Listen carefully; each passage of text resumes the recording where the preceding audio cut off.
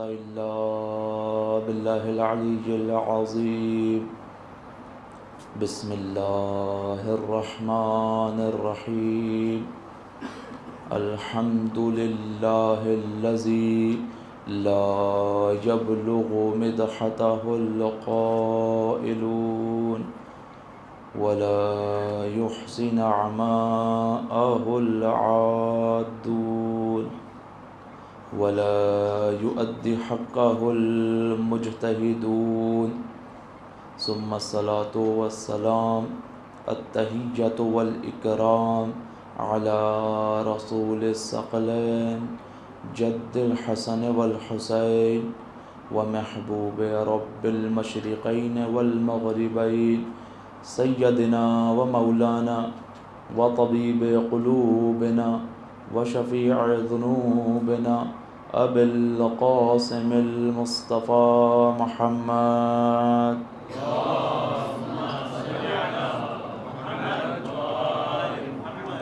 وعلى أهل بيته الطيبين الطاهرين المعصومين المظلومين اللعنة الدائمة على أعدائهم أجمعين من الآن إلى قيام يوم الدين. بسم الله الرحمن الرحيم. رب اشرح لي صدري ويسر لي أمري واحلل عقدة من لساني يفقهوا قولي. أما بعد فقد قال الله تعالى في القرآن المجيد والفرقان الحكيم. بسم الله الرحمن الرحيم. يا أيها الذين آمنوا اتقوا الله وكونوا مع الصادقين. صلوات پڑھیں محمد و آل محمد. صلی اللہ محمد و آل محمد وعجل فرجهم. آپ تمام مومنین کرام کی خدمت میں، بالخصوص تمام عالم اسلام علماء حقہ کی خدمت میں، بالخصوص امام زمانہ اجل اللہ تعالی شریف کی خدمت میں، ان کے والد بزرگوار امام حسن عسکری علیہ السلام کی شہادت کی تعزیت عرض کرتے ہیں. اس کے بعد جو ہمارا موضوع چل رہا تھا، چند جملے آپ لوگوں کے ذہنوں کی یادآوری کے لیے، آپ لوگوں کے ذہنوں کو دوبارہ منتقل کرنے کے لیے کہ ہماری گفتگو عالم اسلام کی تاریخ کی ایک خاص تقسیم کے تحت جاری تھی کہ عالم اسلام کی تاریخ کو ممکن ہے کہ اس طرح بھی تقسیم کیا جائے کہ رسول خدا کی بعثت سے غدیر، غدیر سے کربلا اور کربلا سے ظہور، جس میں آپ کے سامنے بعثت سے غدیر تک کے مراحل کو بیان کیا، پھر غدیر سے کربلا تک کے مراحل کو بیان کیا، اور ہماری گفتگو کربلا سے نکل کر دور امام رضا علیہ السلام تک پہنچی ہے کہ انشاءاللہ کوشش ہوگی کہ آج کی گفتگو میں اس موضوع کو اختتام تک پہنچایا جائے. ہم نے گفتگو کی کہ رسول خدا مبعوث ہوئے کس چیز کے لیے؟ تاکہ عالم اسلام کو ارتقا عطا کریں اور خداوند متعال سے متصل کریں. اسی بعثت کا جو تسلسل ہے، اسی نبوت کا جو تسلسل ہے، وہ کیا ہے؟ وہ ہے امامت، جس کو رسول خدا مقام غدیر پر بیان کر کے گئے. لیکن جیسے ہی اس ولایت کو چھوڑ دیا گیا کہ ولایت کے موضوع پہ ہماری تفصیل سے گفتگو ہو چکی ہے، جیسے ہی اس ولایت کو چھوڑا گیا، معاشرہ آہستہ آہستہ وہ دور نور کے جس رسول خدا لے کر آئے تھے اس سے دوبارہ نکل کر ظلمت کی طرف جانا شروع ہو گیا. معاشرے میں دوبارہ ظلم جو ہے وہ رائج ہونے لگا، یہاں تک کہ مولا کائنات کی خلافت کا دور شروع ہوتا ہے. ابھی مولا اپنے 4 سالہ دور کے اندر 3 بڑی جنگیں لڑتے ہیں، مختلف فتنوں سے مولا کے مقابلہ ہوتا ہے. یہ سلسلہ چلتا رہا. مولا 2 جنگوں کو اپنی زندگی کے اندر تمام کر دیتے ہیں، جس میں جنگ جمل اور جنگ نہروان. لیکن جنگ صفین کا سلسلہ مولا کائنات کے دور کے اندر تمام نہیں ہوتا. مولا کو شہید کر دیا جاتا ہے، اور امام حسن علیہ السلام اسی کو کنٹینیو کرتے ہیں اور چاہتے ہیں کہ جنگ صفین کے سلسلے کو تمام کیا جائے، لیکن امام کا پورا لشکر امیر شام کے ہاتھوں بک جاتا ہے، اس کو خرید لیا جاتا ہے، اور اب امام حسن علیہ السلام تنہا ہے، تو مجبوراً ان کو صلح کرنی پڑتی ہے چند شرائط کی بنا پر، وہ بھی آپ کے سامنے عرض ہوا۔ پھر واقعہ کربلا کیوں پیش آتا ہے؟ اس وجہ سے کیونکہ غدیر کو بھلا دیا گیا، اگر غدیر کو نہ بھلایا جاتا تو واقعہ کربلا بھی پیش نہ آتا۔ غدیر کو بھلا دینے کی وجہ سے واقعہ کربلا پیش آتا ہے۔ واقعہ کربلا کے بعد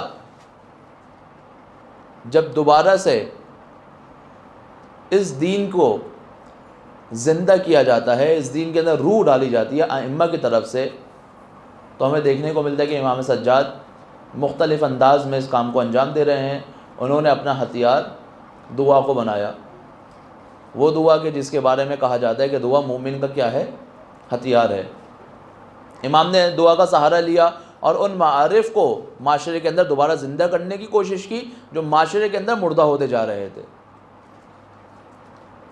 یہ اس کے بعد جو آنے والا دور تھا اس میں بنو امیہ کا اختتام ہوتا ہے اور بنو عباس بڑے سرے پیکار آ رہی ہے۔ یہ جو دو حکومتوں کی چینجنگ کا ٹائم ہے، رجیم چینج کا ٹائم ہے، اس میں تھوڑی سی فرصت ملی، تھوڑا سا موقع ملا، تھوڑا سا ریلیف ملا امام صادق علیہ السلام کو اور امام باقر علیہ السلام کو۔ تو ہم دیکھتے ہیں کہ انہوں نے الگ انداز میں کام کیا، ان کی کام کے اندر تھوڑی تیزی آئی، اور ایک ایسی یونیورسٹی کا قیام امام صادق علیہ السلام کے دور کے اندر ہو جاتا ہے کہ تقریباً 4000 شاگرد امام کی یونیورسٹی میں موجود ہیں۔ ایک عجیب بات یہ ہے کہ آپ دیکھیں تاریخ جو ہے نا بڑی ظالم ہوتی ہے، یا تو بہت اچھے لوگوں کو یاد رکھتی ہے یا بہت برے لوگوں کو یاد رکھتی ہے۔ جو متوسط لوگ ہوتے ہیں نا ان کو تاریخ یاد نہیں رکھتی۔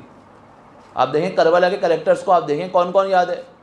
کربلا میں یا تو 72 کے نام ہمیں معلوم ہے، یزید، ابن زیاد، عمر سعد، یہ چند وہ افراد کہ جنہوں نے ظلمت کی انتہا کی۔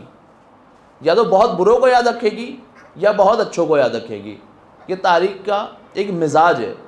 کبھی ان افراد کو یاد نہیں رکھے گی جو نہ بہت زیادہ اچھے ہوتے ہیں اور نہ ہی بہت زیادہ برے ہوتے ہیں۔ لیکن امام صادق علیہ السلام کے سارے شاگرد اپنے دور کے اندر اتنے قابل تھے کہ ان 4000 افراد کے نام تاریخ نے نقل کیے ہیں، یعنی کتنے قابل افراد تھے، اور سارے شاگرد ہیں کس کے؟ امام صادق علیہ السلام کے۔ پھر یہی دور آگے بڑھتا ہے جب دشمن یہ دیکھتا ہے کہ دوبارہ تشیع مضبوط ہو رہی ہے، اور امام صادق نے اس کام کو انجام دیا ہے کہ جو کام امام صادق کے دور سے پہلے ہمیں اتنا زیادہ نظر نہیں آتا۔ وہ کام کیا ہے؟ امام نے وکلا کے سسٹم کو شروع کرنا شروع کیا ہے، مطلب سٹارٹنگ پوائنٹ ہے۔ کچھ افراد کی تربیت کی، دوسرے شہر بھیج دیا کہ اب اتنی دور سے لوگوں کو خمس لے کے آنے کی ضرورت نہیں ہے، اتنی دور سے اگر لوگوں کو یہ احکام دینا ہے تو میرے پاس آنے کی ضرورت نہیں ہے، ان افراد سے رجوع کر لو۔ امام صادق کے دور میں یہ کام شروع ہوا۔ جب دشمن یہ دیکھتے ہیں کہ تشیع آہستہ آہستہ مضبوط ہو رہی ہے تو دیکھتے ہیں کہ امام کاظم کے اوپر دشمن کی گرفت کیا ہے؟ بہت زیادہ مضبوط ہے۔ 14 سال امام کاظم کو قید میں گزارنی پڑ رہی ہے۔ ادھر سے تشیع بھی مضبوط ہو رہی ہے، ادھر سے دشمن بھی اپنے ٹیکٹکس کو، اپنے طریقہ کار کو تبدیل کر رہا ہے۔ امام کو بالآخر امام کے اس 14 سالہ دور گزرتا ہے اور امام کو شہید کر دیا جاتا ہے۔ اب وہ دور جس میں تشیع نے بہت تیزی سے ترقی کی ہے، وہ دور ہے امام رضا علیہ السلام کا، بہت تیزی سے ترقی کی ہے۔ یہ وہ دور ہے کہ جس دور کے اندر تشیع کی کوانٹٹی بھی بڑھی ہے اور کوالٹی بھی بڑھی ہے۔ یعنی ہم امام رضا کے دور سے پہلے جب کسی عام شیعہ کی گفتگو سنتے ہیں تو وہ ولایت کا مفہوم، وہ اہل بیت کی محبت، وہ مولا کائنات کی ولایت جو آج ہمارے ذہنوں میں ان کے پاس موجود نہیں تھی۔ آپ دیکھیں گے کہ بہت سادہ لو افراد ہیں، کس سے پہلے؟ امام رضا سے پہلے۔ لیکن جیسے ہی امام رضا کی امامت کا آغاز ہوتا ہے تو مامون کیا کرتا ہے؟ امام کو ولی عہدی آفر کرتا ہے۔ امام لینا نہیں چاہ رہے لیکن فورس کرتا ہے۔ امام نے چند شرائط کی بنیاد پر ولی عہدی کو قبول کیا۔ اس کے بعد امام نے، کیونکہ اب ایک گورنمنٹ پوسٹ پر آ چکے، ایک منصب پر آ چکے ہیں، تو امام کا ہاتھ تھوڑا سا کھلا، امام کو فائدہ ہوا اس کا، اور امام نے امامت کا اعلان اس بڑے منصب سے کرنا شروع کیا جو اس سے پہلے ہی موجود نہیں تھا۔ کسی امام کے پاس اتنا بڑا کہہ سکتے ہیں کہ میڈیا نہیں آیا تھا کہ جو اپنی بات کو اتنی دور تک پہنچائے. امام رضا کے پاس آیا, امام رضا نے مناظرے کیے, امام رضا نے ولایت کے مفہوم کو واضح کیا, امام رضا نے اہل بیت کے مفہوم کو واضح کیا, اور بہت زیادہ معارف کو لوگوں کے اندر بیان کرنا شروع کیا. یہاں تک کہ قم, اہواز, نیشابور, سستان, یمن, مختلف علاقوں کے اندر تشیع کی تعداد بڑھنا شروع ہو گئی. تشیع مضبوط بھی ہو رہے ہیں, تشیع کی تعداد بھی بڑھ رہی ہے, آپس میں رابطے بھی آ رہے ہیں, وکلا کا نظام بھی شروع ہو رہا ہے. یہ تمام کا تمام کام امام رضا علیہ السلام کے دور میں ہو رہا ہے. اور امام رضا نے اتنا کام کیا ہے کہ علماء فرماتے ہیں, آپ دیکھیں گے شیعوں کے اندر جتنے فرقے بنے نا وہ امام رضا کی امامت سے پہلے بنے, لیکن جو بھی امام رضا کی ولایت تک پہنچا ہے, امامت تک پہنچا ہے, پھر وہ آپ کو ملے گا کہ وہ 12 امامی ہیں. اس کے بعد کوئی فرقہ نہیں بٹا. دیکھیں آپ, وہ 4 امامی ملیں گے, آپ کو 6 امامی ملیں گے, لیکن ایسا نہیں ہوگا کہ کوئی امام رضا کی ولایت کو قبول کرے اس کے بعد بھیج جائے. نہیں, کیونکہ امام رضا کو موقع ملا مناظرے کرنے کا, معارف بیان کرنے کا, اس قدر معارف بیان کی کہ اس کے بعد کوئی فرقہ تشیع کے اندر نہیں بنا. یعنی کوئی ایسا فرقہ آپ کو نہیں ملے گا 10 اماموں کو مانتا ہو, 11ویں امام کو نہیں مانتا ہو, 9 اماموں کو مانتا ہو, 10ویں امام نہیں ملے گا. امام رضا تک پہنچے گا, پھر امام مہدی تک جائے گا پورا سلسلہ. امام رضا نے اتنا مضبوط کام کیا. اور پھر امام رضا کے بعد آنے والے تینوں ائمہ کو ابن الرضا کہا جاتا ہے. کیوں؟ کیونکہ مؤمنین کے درمیان امام رضا کی خاص محبت پیدا ہو گئی تھی, امام رضا کی خاص رغبت پیدا ہو گئی تھی. یہاں تک کہ جب لوگوں کو پتہ چلا کہ امام رضا کو خراسان لایا جا رہا ہے مدینہ سے, تو نیشابور کے مقام پہ چند لاکھ محدثین موجود ہیں کہ جو فرزند رسول کا انتظار کر رہے ہیں. امام رضا کی سواری آتی ہے, سواری کو روکا گیا, کہا یار فرزند رسول اللہ کوئی حدیث بیان کریں. امام رضا نے دیکھا کہ اتنا بڑا طبقہ موجود ہے. امام رضا نے وہ حدیث بیان کی جس حدیث کو ہم سلسلۃ الذہب کہتے ہیں. اہل تسنن ہو یا اہل تشیع, سنی ہو یا شیعہ, یہ وہ واحد روایت ہے, یہ وہ واحد روایت ہے کہ جس کے سلسلے کو سلسلۃ الذہب یعنی سلسلہ کہتے ہیں, چین, ذہب یعنی سونے. یہ سونے کی چین ایسی ہے کہ اس سے زیادہ مستند روایت کوئی اور روایت نہیں ہے. آپ دیکھتے ہیں صاحب نے کہتے ہیں میں نے فلاں صحابی سے سنا, اس نے فلاں صحابی سے سنا, اس نے فلاں صحابی سے سنا, اس نے رسول خدا سے سنا. لیکن جو امام رضا یہ حدیث بیان کر رہے ہیں, کیا کہہ رہے ہیں؟ میں نے اپنے والد امام موسیٰ کاظم سے سنا, انہوں نے اپنے والد جعفر صادق سے سنا, انہوں نے اپنے والد امام باقر سے سنا, انہوں نے اپنے والد امام زین العابدین سے سنا, انہوں نے اپنے والد امام حسین سے سنا, انہوں نے اپنے بھائی امام حسن نے مولا کائنات نے رسول خدا نے جناب جبرائیل, اور جبرائیل خدا کی طرف سے وحی لے کر آیا. کیسا سلسلہ ہے یہ؟ وہ سلسلہ ہے کہ کسی بھی ایک شخص نے اس سلسلے کے اوپر شک نہیں کیا. مستند ترین, اس سلسلے سے بہتر کوئی روایت ہمیں نہیں ملتی. امام رضا پہنچے, کہا مولا روایت, امام نے یہ سلسلہ بیان کیا. اب یہ سلسلہ بیان کرنے کا کہتے ہیں کہ لا الہ الا اللہ, کلمہ لا الہ الا اللہ کیا ہے؟ ایک مضبوط قلعہ ہے. جو اس کے قلعے کے اندر آ گیا اس نے اپنے آپ کو کس سے بچا لیا؟ خدا کے عذاب سے. پھر امام نے اپنی اماری کے پردے کو ڈال دیا.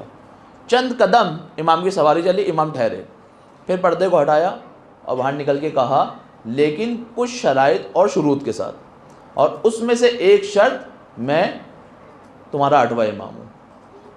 تو امام کے دور کے اندر یہ امامت کھلے عام اوپنلی لوگوں کے سامنے بیان ہونا شروع ہوئی. امام کے دور کے اندر وکلا کا نظام بیان ہونا شروع ہوا. لیکن جیسے ہی دیکھا کہ تشیع مضبوط ہو رہی ہے, امام کو شہید کروا دیا گیا. اب اگلے جو 3 ائمہ کا دور ہے وہ تقریباً ایک جیسا ہے, سخت سے سخت ترین حالات. کیوں؟ وجہ یہ ہے کہ اب یہ کربلا جیسے حالات نہیں ہیں, امام حسین کے دور جیسے کہ چند افراد امام کے ساتھ دینے والے ہو. ابھی یہ ہے کہ چند شہر ایسے ہیں جو پورے کے پورے شیعہ ہو چکے ہیں. اب اتنی آرام سے اہل بیت کو مثلا آپ شہید نہیں کر سکتے, دھوکے سے ہی شہید کیا جائے گا. جیسے کربلا میں کھلے عام ایک پوری جنگ ہوئی ہے, آپ کو اس کے بعد ایسا نظر نہیں آئے گا. کیوں؟ کیونکہ اب تشیع مضبوط ہو چکی ہے.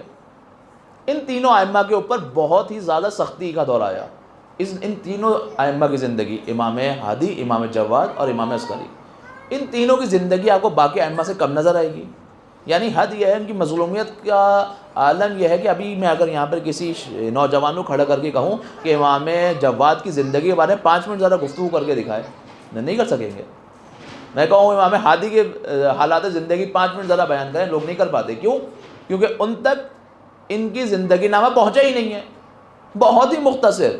ایک امام نے 25 سال زندگی گزاری، ایک نے 41 سال زندگی گزاری، ایک نے 28 سال زندگی گزاری. یہاں تک کہ امام حسن عسکری کی دور امامت وہ دور ہے جو تمام کے تمام ائمہ میں سب سے کم ہے، صرف اور صرف 6 برس. صرف 6 سال کے اندر امام کو شہید کر دیا جاتا ہے. کیوں؟ وجہ کیا ہے؟ حالات کیسے ہیں؟ تشیع مضبوط ہوئی ایک طرف دشمن کو یہ بات اب قابل قبول نہیں ہے کہ اہل بیت جو ہیں وہ مدینہ میں رہیں. کیوں؟ کیونکہ اگر مدینہ میں رہیں گے تو ممکن ہے کہ گورنمنٹ کے اگینسٹ کوئی ایسا کام کریں کہ ان کی اپنی گورنمنٹ بن جائے اور یہ ہمارے خلاف قیام کر لیں. تو ان کو مدینہ میں نہیں چھوڑا جا سکتا. ایک کو بغداد بلا لیا، ایک کو سامرہ بلا لیا. امام حسن عسکری علیہ السلام خود سامرہ کے اندر موجود ہیں. امام نے اپنی زندگی کے اندر 3 بہت بڑے اور اہم کام انجام دیے. پہلا کام کیا انجام دیا امام نے؟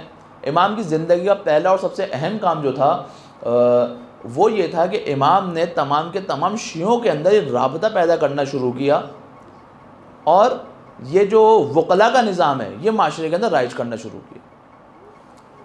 اس کو جو امام صادق کے دور میں شروع ہوا تھا، اب کیونکہ سب جانتے ہیں کہ یہ وہ شخصیت ہے کہ جن کے بیٹے امام مہدی ہوں گے، یہ وہ شخصیت ہے کہ جن کے بیٹے نے دنیا کو عدل و انصاف سے بھرنا ہے، یہ وہ شخصیت ہے کہ اس کے بعد غیبت شروع ہونی ہے. تو امام نے اس اسٹرکچر کو، اس نیٹ ورکنگ کو مضبوط کیا تاکہ دوران غیبت کسی کو مشکل نہ آئے.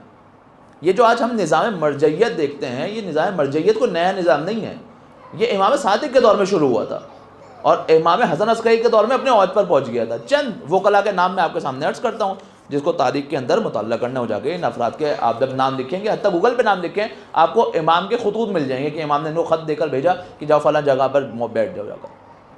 سب سے پہلے امام کے وکیل داؤد ابن اسود، یہ خود سامرہ میں موجود ہیں. ابراہیم ابن عبد، یہ نیشابور کے اندر موجود ہیں امام کے وکیل. ایک امام کے وکیل ہے احمد ابن اسحاق اشعری، یہ قم کے اندر موجود ہیں. ایک امام کے صحابی جو امام کے وکیل کے عنوان سے موجود ہے، نہیں آپ کو خمس دینا ہے، کوئی سوال کرنا ہے، کوئی فتویٰ لینا ہے، احکام میں نجاست وہ مسئلہ آ گیا، اب آپ کو سامرہ اٹھ کے آنے کی ضرورت نہیں ہے. امام نے اس نظام کو بنایا. ابراہیم ابن مہزیار اہواز کے اندر موجود ہیں. اس سے یہ بھی پتہ چلتا ہے کہ تشیع کتنی زیادہ پھیل چکی ہے مختلف شہروں کے اندر.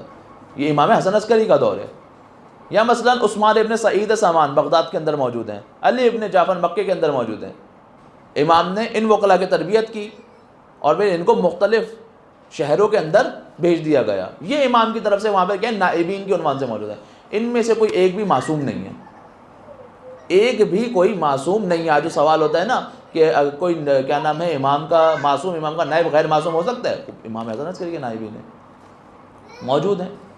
اب آپ کہیں کہ نہیں وہ تو امام کے دور کے اندر تھے، آج کے دور میں ہمیں کیسے پتا کہ اگر کوئی بہک جائے؟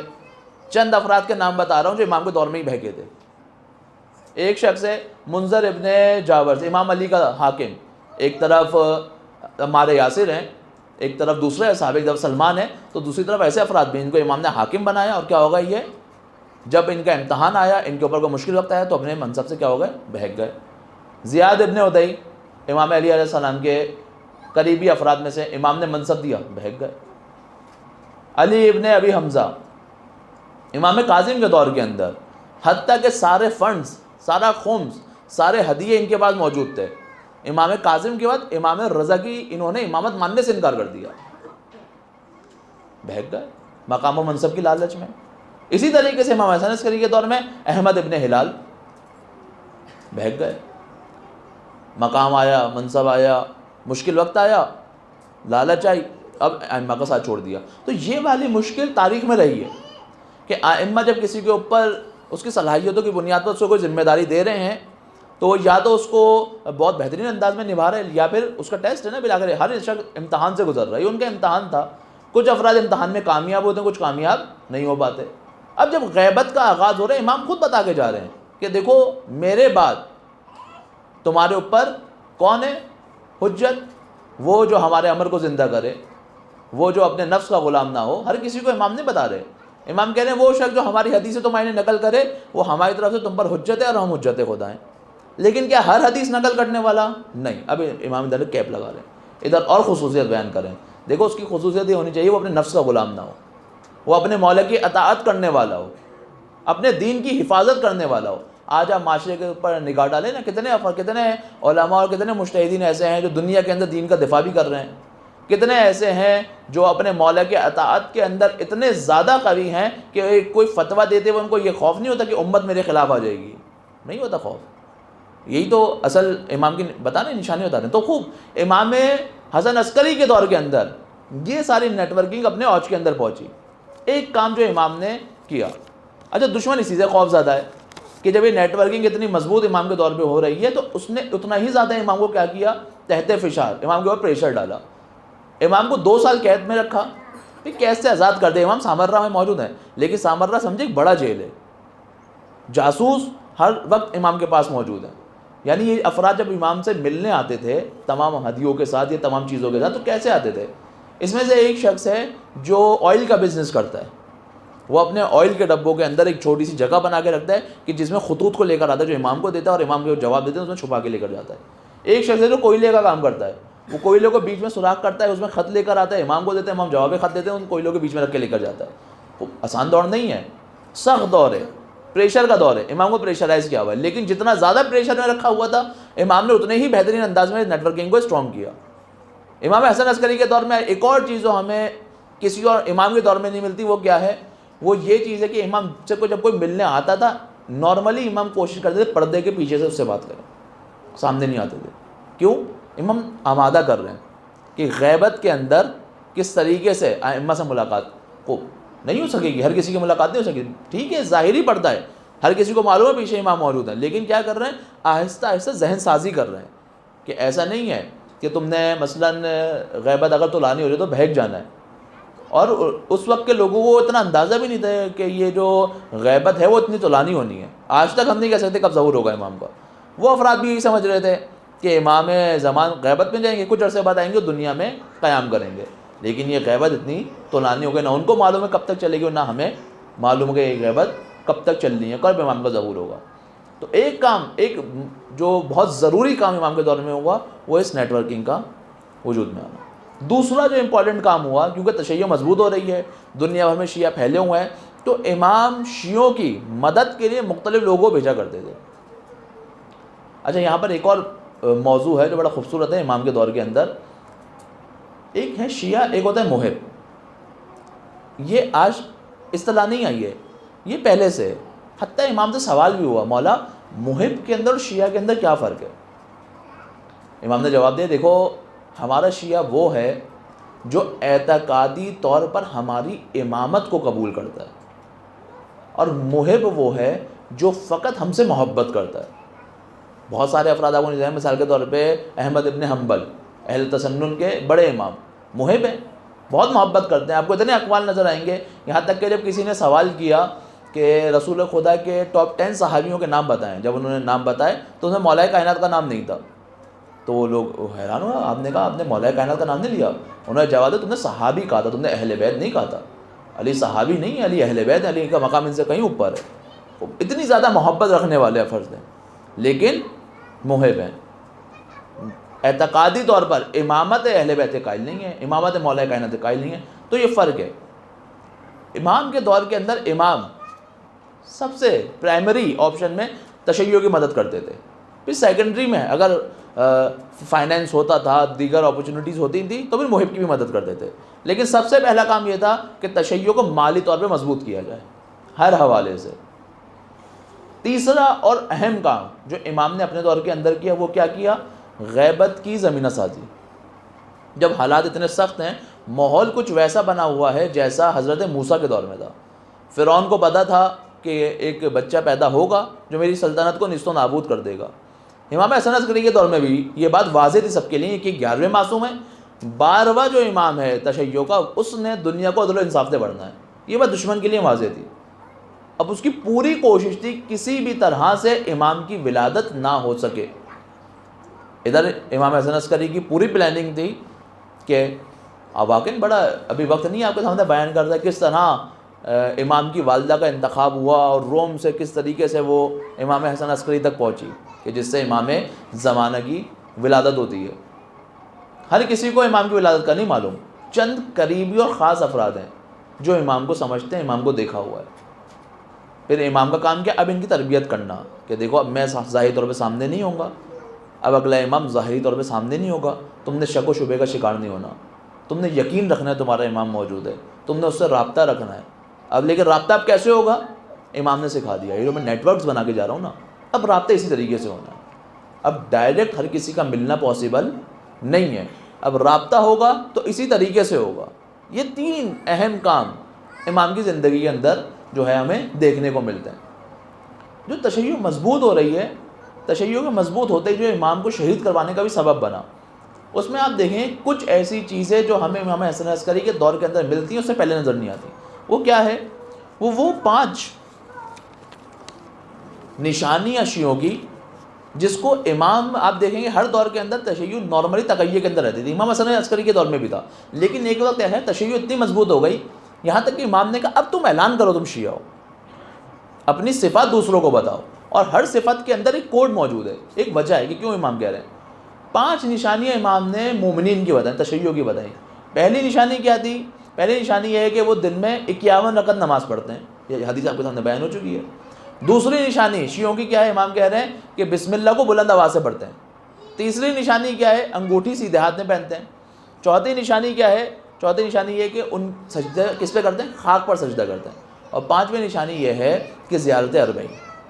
یہ 5 نشانی، اور ہر نشانی کے اندر ایک وجہ موجود ہے۔ مثلا پہلی چیز کیا تھی؟ پہلی چیز یہ ہے کہ روزانہ 51 رکعت نماز، یہ تشیع کے اوپر ایک تہمت رہی ہے اور اب تک ہے، البتہ اب نہیں معلوم کس حد تک سچ ہو چکی ہے تہمت، لیکن اس دور میں تہمت ہی تھی۔ وہ تہمت کیا تھی؟ وہ تہمت یہ تھی کہ شیعہ جو ہیں وہ واجبات تو ادا کرتے ہیں لیکن سنت اور مستحب کے اوپر عمل نہیں کرتے۔ تو امام نے کہا نہیں، اس تہمت کو دور کرو، واضح طور پر کھلے عام شیعہ کی نشانی یہ ہونی چاہیے کہ وہ 17 رکعت واجب کے ساتھ 34 رکعت مستحب کو بھی ادا کرے، تو یہ تو ٹوٹل کتنی ہوگی؟ 51 رکعت نماز۔ یہ شیعہ کی نشانی ہے، امام بتا رہے ہیں، تاکہ یہ تہمت شیعوں کے اوپر سے دور ہو جائے اور واضح طور پر پتہ چلے کہ نہیں، شیعہ مستحبات پر بھی عمل کرتے ہیں، واجبات پر بھی عمل کرتے ہیں۔ دوسری چیز، بسم اللہ کو بلند آواز سے پڑھنا۔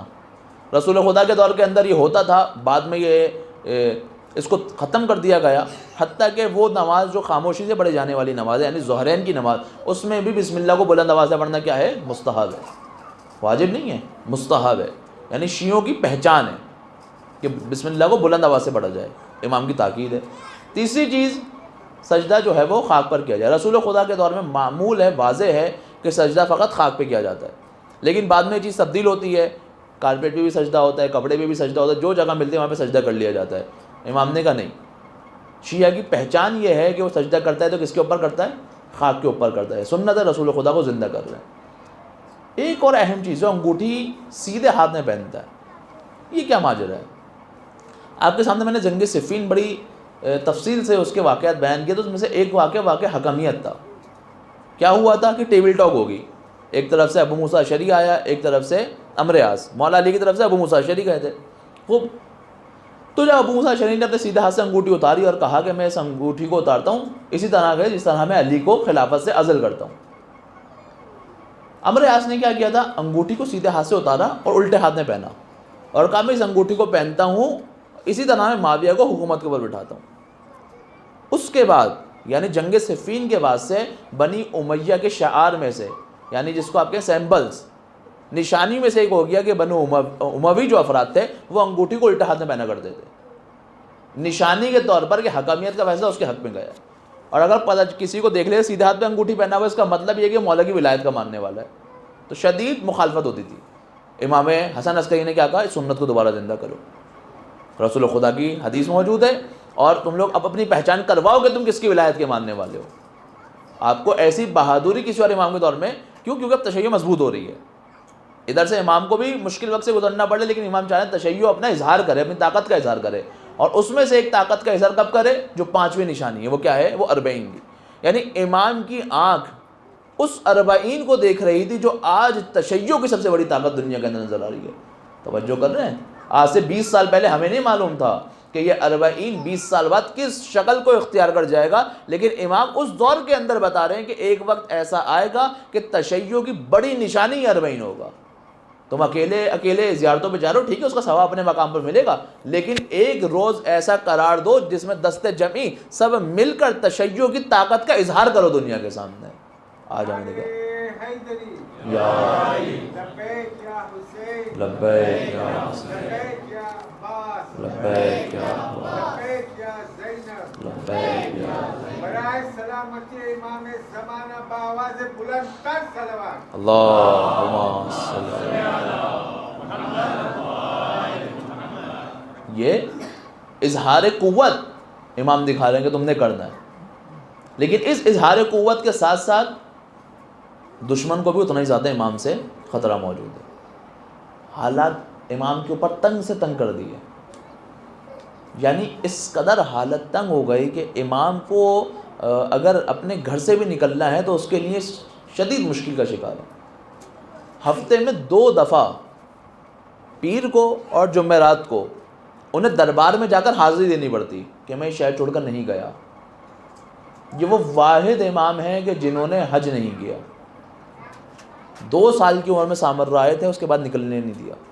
نہ حج کے لیے جا سکے، نہ زیارت امام حسین علیہ السلام کے لیے جا سکے، اجازت نہیں دی.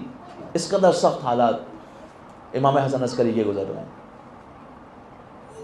ان سخت حالات میں امام زمانہ کا تعارف بھی کروانا ہے اور ایسے کروانا ہے کہ ان کی جان کو بھی خطرہ نہ ہو.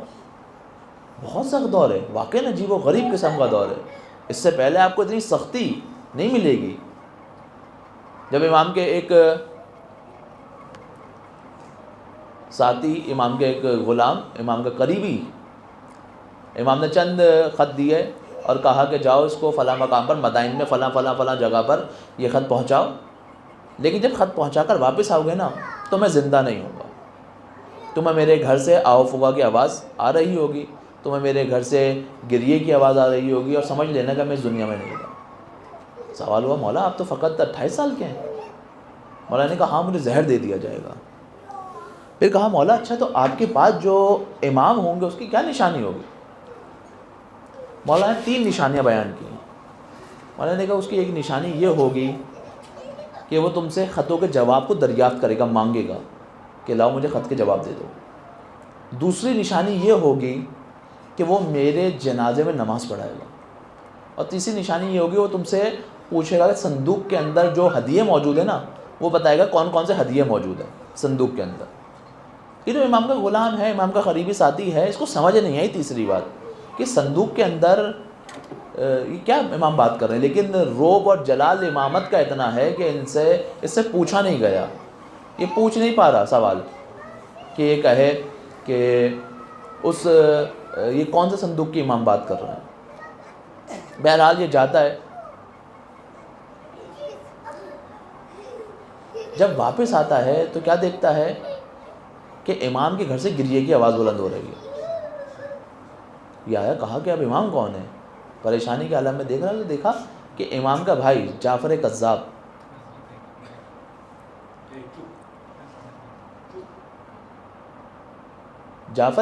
جو ہے وہ امام کے جنازے پہ کھڑا ہوا ہے اور کھڑے ہو کر نماز پڑھا رہا ہے. یہ حیران ہوا، کہا یہ شخص تو فاسق ہے، یہ امام کیسے ہو سکتا ہے؟ اتنے میں اس نے دیکھا کہ ایک 5 سال کا نوجوان کم سن بچہ کمرے سے باہر آتا ہے. اور جب کمرے سے باہر آتا ہے اور اپنے چچا کے دامن کو پکڑ کے کہتا ہے چچا ہٹ جائیے، میں زیادہ حق رکھتا ہوں اپنے والد کے جنازے پہ نماز پڑھانے کا. حق دیا گیا، خاموشی سے ہٹ گئے. نماز پڑھائی، ایک نشانی پوری ہوئی. اس نے دیکھا کہ اس بچے نے نماز پڑھائی ہے. نماز پڑھانے کے بعد جب پشت پردہ جانے لگے تو اس کی طرف دیکھا، غلام کی طرف، اور اشارے سے کہا کہ خطوط کے جواب مجھے لا کر دو. دوسری نشانی پوری ہوئی. کچھ وقت گزرا، قم سے چند افراد آتے ہیں ہدیے لے کر، اس کو دیتے ہیں کہ یہ ہدیہ امام حسن عسکری تک پہنچانا ہے. کہا امام حسن عسکری تو باقی نہیں رہے. ابھی جب وہ صندوق لے کر جیسے ہی امام کی خدمت میں آیا تو فوراً امام نے تمام کے تمام نشانیوں کو پورا کرتے ہوئے بتایا کہ اس صندوق کے اندر کون کون سے ہدیے موجود ہیں.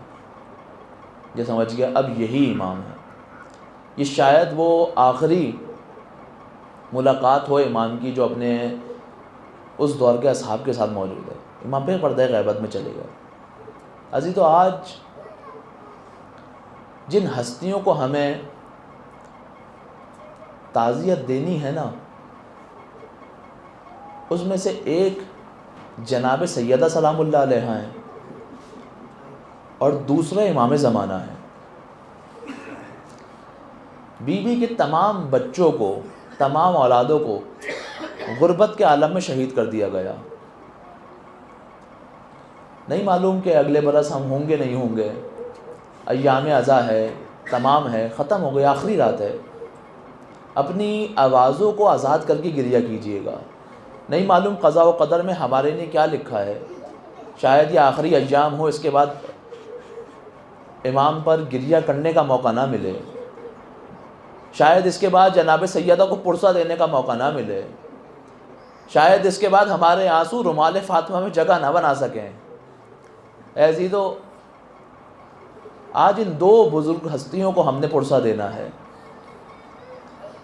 جب امام حسن عسکری علیہ السلام کو زہر دے دیا گیا، امام کی کیفیت امام حسن سے کم نہیں ہے کہ جب امام حسن کو زہر دیا گیا ہے اور امام کے کلیجے کے ٹکڑے تشت میں باہر آ رہے ہیں، امام حسن کی کیفیت اس سے کم نہیں ہے کہ ایک مقام ہے کہ امام حسن عسکری علیہ السلام بیٹھ کر نماز پڑھ رہے ہیں۔ تو غلام نے پوچھا بیٹھ کر نماز کیوں پڑھ رہے ہیں؟ کہا زہر کی شدت بہت زیادہ ہے۔ مجھے وہ وقت یاد آ گیا کہ جب شام غریبہ میں بی بی زینب بیٹھ کر نماز پڑھ رہی تھی۔ سید سجاد نے کہا ہے پھوپھی اماں آپ عالمہ غیر معلمہ ہیں، آپ بیٹھ کر نماز کیوں پڑھ رہی ہیں؟ کہا ہے سجاد کھانا اور پانی اتنا کم آتا ہے کہ بچوں کو پورا ہو جاتا ہے۔ اے سید سجاد اب مجھ میں اتنی ہمت نہیں ہے کہ میں کھڑے ہو کر نماز پڑھوں، لیکن جانتے ہیں بی بی کی عمر اس وقت 56 سال ہے، یہاں امام حسن عسکری 28 سال کے جوان ہیں، لیکن زہر کی شدت اتنی زیادہ ہے۔ امام کا آخری وقت جب نزدیک آیا ہے نا، تو اپنے غلام کو سزا دے کر کہا ہے کہ میرے بیٹے کو بلاؤ۔ امام زمانہ آئے، اپنے والد کے پاس آ کر بیٹھے، دونوں نے ایک دوسرے کو دیکھ کر گریہ کرنا شروع کیا۔ امام حسن عسکری نے کہا، اپنے بیٹے سے آخری خواہش پیش کی ہے کہ اے بیٹا مجھے اپنے ہاتھوں سے پانی پلا دو۔ امام نے اپنے ہاتھوں سے پانی پلایا، لیکن ایک امام اور ہے 61 ہجری کے اندر کہ اس کی شہادت کے بعد جب ذوالجناح خیمے کے بعد خبر دینے آیا ہے نا، تو ننھی سکینہ باہر آ کر پوچھتی ہے، کہتی ہے کہ مجھے پتا ہے میرے بابا شہید ہو گیا، بس اتنا بتا دو کہ پیاسا مار دیا یا پانی دے دیا تھا۔ امام کا سر اپنے بیٹے کی گود میں موجود ہے، اپنے بیٹے کے زانوں میں سر رکھا ہے اور اسی عالم میں دنیا سے گئے ہیں۔ ہر باپ کی خواہش ہوتی ہے کہ اگر آخری وقت ہو تو میرا بیٹا میرے سرہانے موجود ہے، لیکن ہمیں کربلا میں عجیب منظر نظر آتا ہے۔ 61 ہجری ہے، کربلا کی تپتی ریت ہے، امام کا سر موجود ہے اور شمر امام کے سینے پہ کھڑا ہوا ہے۔ لیکن عزیزو، ایک مقام ہے کہ جب امام حسین کا سر اپنے بیٹے کی گود میں آیا ہے، جانتے ہیں کون سا مقام ہے؟ زندان شام ہے، مولا کا سر امام زین العابدین کی گود میں موجود ہے۔ میں کہوں گا مولا بہت غربت کا عالم ہے، بہت سخت ہوتا ہے کہ کوئی کم عمری میں یتیم ہو جائے۔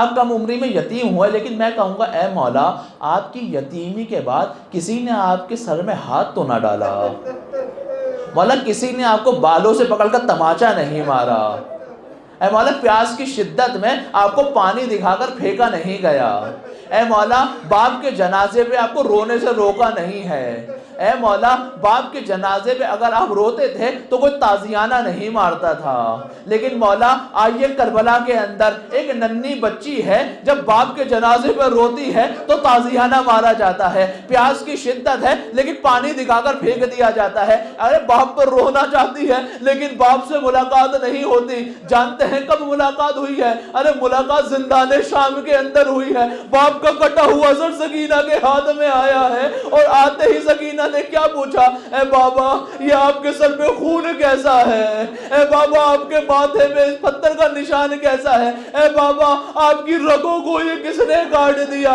سکینہ نے رخسار پہ رخسار کو رکھا اور کہا اے بابا آپ کے جانے کے بعد تازیانے مارے گئے، اے بابا آپ کے جانے کے بعد تماچے مارے گئے۔